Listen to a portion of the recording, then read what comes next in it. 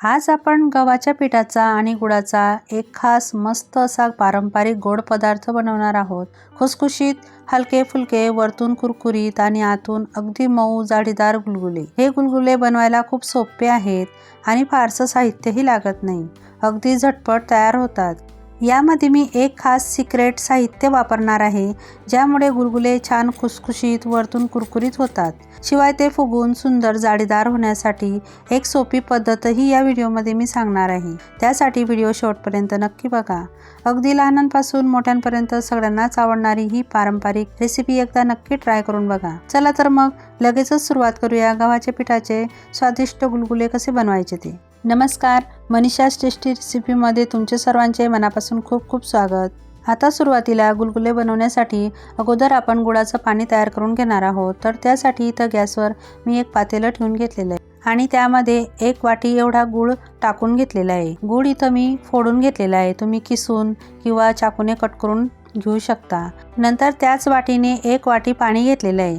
आता आपल्याला मध्यम ते मोठ्या आचेवरती हे पाणी छान गरम करून घ्यायचं आहे। आपल्याला याचा पाक वगैरे काहीच करायचं नाही, तर फक्त एक उकळी आणून घ्यायची आहे आणि गूळ व्यवस्थित वितळून घ्यायचं आहे। तर आता बघा, गूळ व्यवस्थित विरघळून घेतलेला आहे आणि मी गॅस बंद करून आता हे पाणी छान थंड करून घेणार आहे। पाणी थोडंसं थंड झालं की लगेच गाळणीने मी याला गाळून घेणार आहे, म्हणजे यातील खडे कचरा वगैरे निघून जातो। आता आपलं गुळाचं पाणी तयार आहे। आता आपण दुसरी तयारी करून घेऊ। त्यासाठी इथे मी एक बाउल घेतलेला आहे आणि त्याच वाटीने 1 वाटी गच्च भरून गव्हाचं पीठ घेतलेलं आहे। आपल्याला इथं गव्हाचं पीठ गाळून वगैरे न घेता तसंच घ्यायचं आहे, कारण गव्हाच्या पिठामध्ये कोंडा असतो आणि त्यामध्ये फायबर असतात, तर त्यासाठी गव्हाचं पीठ गाळून न घेता तसंच घ्यायचं आहे।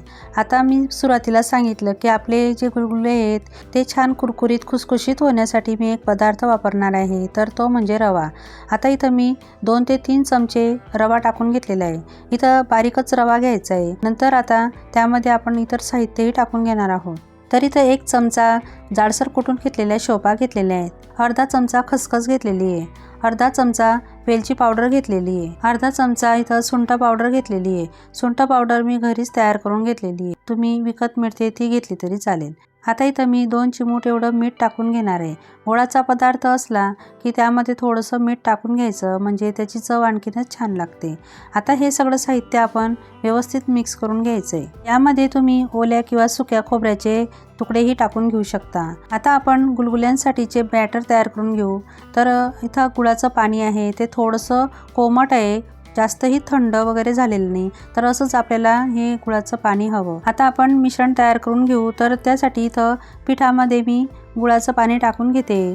तर आपल्याला एकदम गुळाचं पाणी टाकायचं नाही, तर थोडं थोडं करत पाणी टाकायचं, म्हणजे मिश्रण जास्त पातळ होत नाही आणि मग जर पातळ झालं तर मग अजून थोडंसं गव्हाचं पीठ आपल्याला ॲड करावं लागतं। तर त्यासाठी असं थोडं थोडं करत पाणी टाकायचं आणि व्यवस्थित असं हे मिश्रण तयार करून घ्यायचं आहे। इथं जे मी गुळाचं पाणी तयार करून घेतलं आणि जे प्रमाण घेतलेलं आहे ते अगदी परफेक्ट आहे।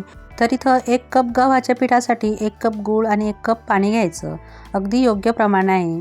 तर आता बघा, मी थोडं थोडं करत हे व्यवस्थित मिक्स करत चालते आणि तुम्ही पाहू शकता की मी इथं पूर्णपणे पाणी टाकून घेतलेलं आहे आणि जेवढं आपण पाणी घेतलेलं होतं त्यामध्ये हे जे पीठ आहे ते व्यवस्थित भिजलं गेलेलं आहे। तर बघा, अगदी पातळ नाही किंवा घट्टसरही नाही। तर आपण ज्या पद्धतीने भज्यांचं पीठ भिजतो त्यापेक्षा थोडंसं घट्टसर हे पीठ आपण भिजवून घ्यायचं आहे। हे अगोदर विस्करने किंवा चमच्याने असं व्यवस्थित मिक्स करून घ्यायचं आणि नंतर मग असं हाताने फेटायचं, म्हणजे व्यवस्थित ते फेटलं जातं। आता आपण हे पीठ व्यवस्थित भिजवून घेतलेलं आहे आणि मी तुम्हाला आता दाखवते। तर बघा, मी हे पीठ भज्यांसारखं सोडून बघते तर अलगद असं सुटतंय, म्हणजे व्यवस्थित आपलं बॅटर तयार झालेलं आहे। तर आता मी हे व्यवस्थित एक वेळा परत मिक्स करून घेणार आहे आणि आता आपण याला 10 ते 15 मिनिटांसाठी व्यवस्थित असं झाकून ठेवून देणार आहोत। त्यामुळे काय होईल, तर त्यामध्ये आपण जो रवा टाकून घेतलेला आहे तो छान फुलेल आणि बॅटरही छान मुरलं जाईल। आता बघू शकता 10 ते 15 मिनिटं झालेली आहे आणि आपलं जे मिश्रण आहे ते छान असं तयार झालेलं आहे। तर बघा, एकदम परफेक्ट कन्सिस्टन्सी आहे। तर या पद्धतीचंच आपल्याला हे बॅटर हवं आणि ते आता मी व्यवस्थित एक वेळा मिक्स करून घेते। आता आपलं मिश्रण तयार आहे आता आपण त्यामध्ये सोडा टाकून घेणार आहोत। तर इथे एक गोष्ट लक्षात ठेवायची की जेव्हा आपण गुलगुले तळायला घेऊ तेव्हाच सोडा टाकायचा।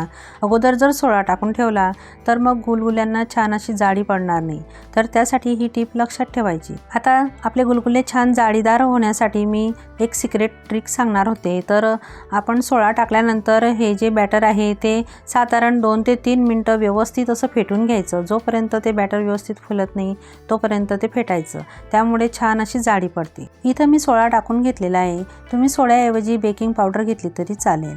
तर आता बघा आपलं हे बॅटर तयार झालेलं आहे आणि आता आपण गुलगुले तळून घेऊ। आता त्यासाठी इथं मी गॅसवर कढईमध्ये तेल मध्यममध्ये गरम करून घेतलेलं आहे आणि गॅसची फ्लेमही मध्यममध्ये करून घेतलेली आहे आणि इथं मी एका वाटीत पाणी घेतलेलं आहे। गुलगुले तळताना ते थोडंसं हाताला लावायचं, त्यामुळे बॅटर सोडताना अलगद सुटतात। आता आपण जसे भजी सोडतो त्याप्रमाणे गुलगुले तेलात सोडून घ्यायचे।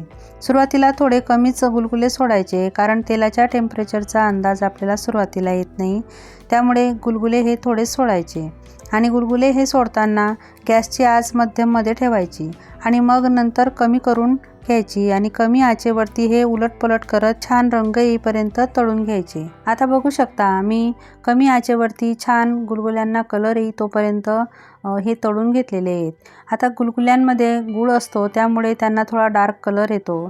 तर बघा आपले गुलगुले छान तळले गेलेले आहेत आणि मी त्यांना आता काढून घेते। तर बघा किती छान रंग आलेला आहे। याच पद्धतीने हे गुलगुले तळून घ्यायचे। तर मी आता दुसरी बॅचही तेलामध्ये सोडून घेणार आहे। जेव्हा आपण पहिली बॅच तळतो तेव्हा आपल्याला तेलाच्या टेम्परेचरचा अंदाज लक्षात येतो। तर इथं मी तेल थोडं थंड करून मगच कमी आचेवरती आता ही दुसरी बॅचही तेलात सोडून घेते। गुलगुले सोडताना थोड्या लहान आकारातच सोडून घ्या, कारण ते तेलात सोडल्याबरोबर डबलचे होतात आणि इथे मी तेलात मावतील तेवढेच गुलगुले सोडून घेतलेले आहेत आणि त्यांना मध्यम ते कमी आचेवरती उलटपलट करत छान तळून घेणार आहे। गुलगुले तळताना तेलावर तरंगतात, त्यामुळे त्यांना सतत असं उलटपलट करायचं, नाहीतर त्यांची एक बाजू असते ती करपून ते जळू शकतात। तर आता बघा हे व्यवस्थित गुलगुले उलटपलट करत तळून घेतलेले आहेत आणि त्यांच्यामध्ये गूळ असतो त्यामुळे ते लवकर करपले जातात। तर आता बघू शकता आपले गुलगुले छान असे तळले गेलेले आहेत, वरतून कुरकुरीत आणि आतून छान असे सॉफ्ट आपले गुलगुले तयार झालेले आहेत आणि रंग बघू शकता किती छान आलेला आहे। तर याच पद्धतीने मी आता राहिलेले गुलगुले आहेत ते तळून घेणार आहे। तर बघू शकता मी आता थोडेसे गुलगुले अजून परत टाकून घेतलेले आहेत आणि त्यांनाही मी तळून घेणार आहे। बरं, तुम्हाला एक विनंती आहे, तुम्हाला माझ्या रेसिपी थोड्या जरी आवडत असतील तर एक छानशी कमेंट करत चला आणि चॅनलला एक लाईक आणि सबस्क्राईब पण नक्की करत चला, म्हणजे मी तुमच्यासाठी अशाच सोप्या झटपट छान छान रेसिपी सतत घेऊन येत राहीन। तर आता आपले हे गुलगुले छान तळले गेलेले आहेत आणि मी त्यांना एका प्लेटमध्ये सर्व करून घेतलेले आहेत। वा, काय छान मस्त दिसत आहेत, अगदी बघूनच तोंडाला पाणी सुटलेलं आहे। तर बघा मी तुम्हाला आता एक गुलगुला जवळून दाखवते। तर आकार बघा किती मस्त गोल आहे आणि किती छान टम्म असे फुगलेले आहेत आणि मी तुम्हाला आता त्याचा आवाज ऐकवते। तर बघा वरतून किती छान मस्त कुरकुरीत आहेत आणि आतूनही तुम्हाला मी आता त्यांना तोडून दाखवते। तर बघा एकदम छान सॉफ्ट आहेत आणि एकदम छान जाळीदार असे तयार झालेले आहेत, अजिबात चिवट नाही, चिकट नाही आहे। तर एकदम मस्त असे आपले गुलगुले तयार आहे। तर तुम्ही सुद्धा एक वेळा मी सांगितलेल्या पद्धतीने हे गुलगुले नक्की करून बघा, अगदी न चुकता व्यवस्थित एकदम परफेक्ट येतील। तुम्हाला ही माझी रेसिपी कशी वाटली ते मला कमेंट करून नक्की सांगा। आवडली असेल तर चॅनलला एक लाईक, शेअर आणि सबस्क्राईब नक्की करा। चला तर मग पुन्हा भेटूया अशाच एक नवीन रेसिपीसोबत। तोपर्यंत मस्त खा आणि स्वस्त राहा।